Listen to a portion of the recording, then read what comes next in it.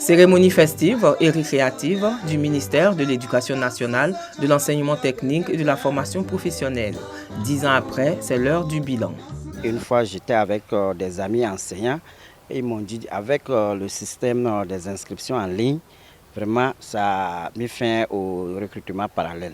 Pour avoir réussi à assurer la continuité éducative en pleine crise sanitaire, la ministre de l'Éducation nationale a félicité ses collaborateurs. Elle leur a réitéré sa confiance. Nous avons trouvé l'école ivoirienne dans tous ses états en termes de délabrement. Délabrement physique, délabrement moral surtout. Et là, si on peut réparer le physique, si on peut réparer les infrastructures, si on peut trouver du matériel, mais le côté moral, la gouvernance elle est difficile. Et c'est ce qu'elle a réussi à faire. Pendant 10 ans, depuis le début jusqu'à aujourd'hui, ce sont les mêmes personnes qu'elle a eu à recadrer, à reformater, à souder pour qu'ensemble, nous fassions ce cheminement-là. Les réalisations effectuées et les mesures exceptionnelles prises en faveur du secteur de l'éducation-formation montrent clairement que l'école est au cœur du projet de société du président de la République, a indiqué Kandia Camara. Plus de 40 000 salles de classe en moins de 10 ans, 320 lycées au collège, 2 CAFOP, une quarantaine de lycées professionnels, sans compter les centres de formation professionnelle. Près d'1 million de rationnaires que nous avons aujourd'hui en Côte d'Ivoire qui mangent chaque jour à l'école, dans les cantines qui ont été construites. Sans oublier les plus de 750 000 tables bancs distribuées dans nos écoles et la politique de gratuité. Et surtout, pour nous, la cerise sur le gâteau, c'est cette loi votée en 2015 pour rendre l'école obligatoire.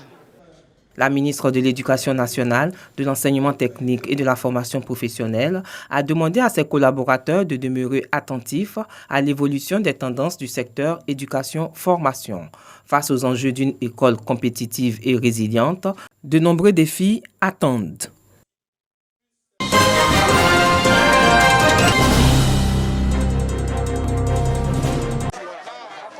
Des kits alimentaires composés de riz, de l'huile, du poulet et de la tomate, remis à des ménages démunis de la ville de Grand-Bassam.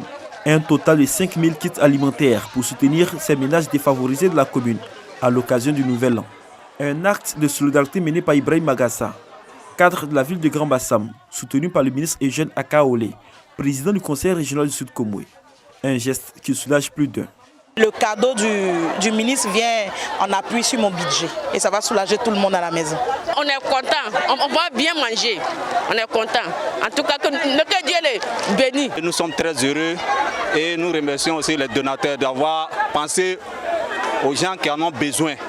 En plus des bénéficiaires, les autorités coutumières de Grand-Bassam saluent cette action sociale qui vient renforcer la cohésion sociale.